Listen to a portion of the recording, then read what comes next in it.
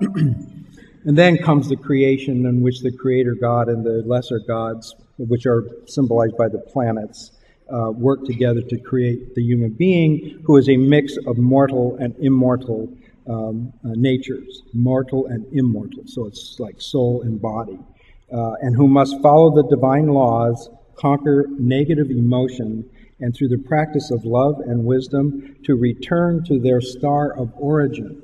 So you know what? Each one of us has a star. In Plato's theory, every human being has a star. One of those stars is your star out there. It's the star you came from, according to Plato. And in the process, it's all the stars of heaven. And each person has a particular one. So this higher knowledge, the gnosis, is to recover your identity with your primal star. And what you have left of that primal star, according to this theory, is a spark within yourself, which is the divine spark that gives you life and awareness and consciousness. And then through this process of transformation, you can recover your origin of star and not be reborn, but return to your star of origin. So our star is a living being, according to Plato, a conscious being. Very full-blown theory at this point. And that through education and correct moral life, the soul is restored, and it is allowed to escape from rebirth and join into the highest realm of the gods and to the primal sources of beauty and wisdom. So this becomes, you can see how the theory is developed over time by Plato. This becomes the source theory for reincarnation in Western Esotericism.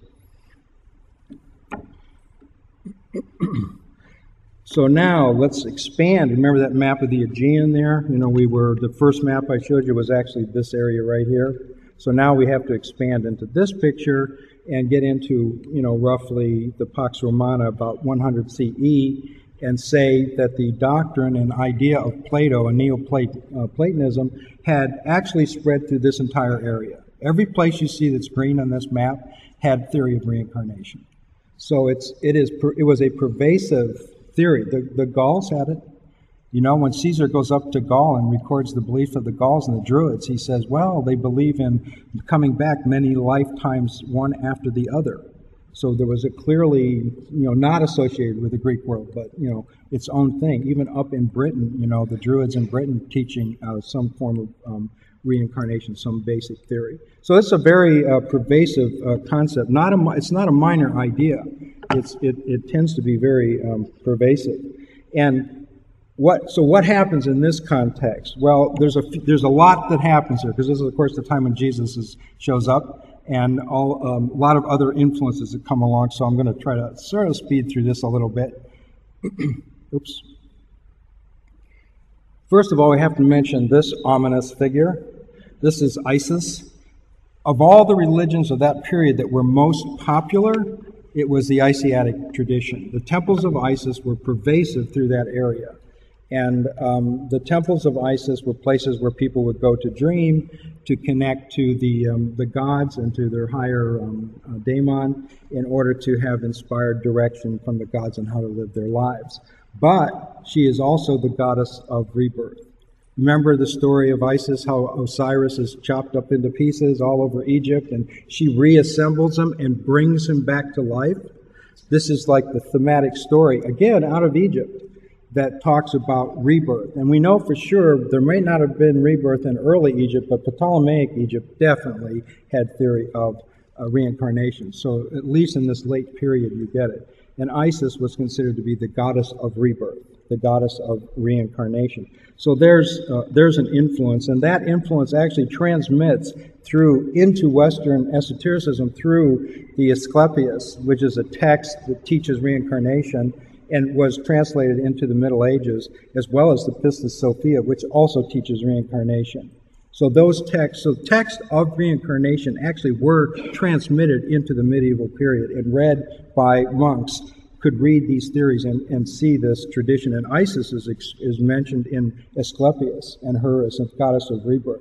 So it's not as though it's cut off. I mean, it continues to transmigrate through this area. Another source of transmission. Now we're getting way past Plato here. So it's this, Plato probably infused the thinking of people, but we find it in the Asiatic tradition. We find it in the Hermetic tradition. because the god Thoth, right here, the god Thoth, though he takes both those forms, it became the Greek. This is an Arabic painting. I just happen to like that painting of Hermes. Becomes Hermes, the guide of souls. Remember the soul has a guide? Well, Hermes is the psychopomp that guides the souls. And when you look into the Hermetic text, these 17 Gnostic Hermetic texts we have, there are multiple theories of metempsychosis in those texts.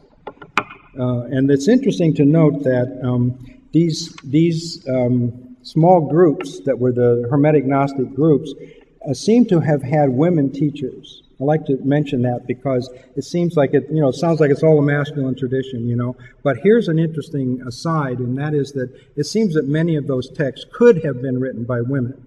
And so, and the people who were leading those small communities often were women, and they were teaching reincarnation. They were teaching metempsychosis. So that's another influence. And if you read through the text, you find multiple sources, and I can't really get into all that because there's just too many theories.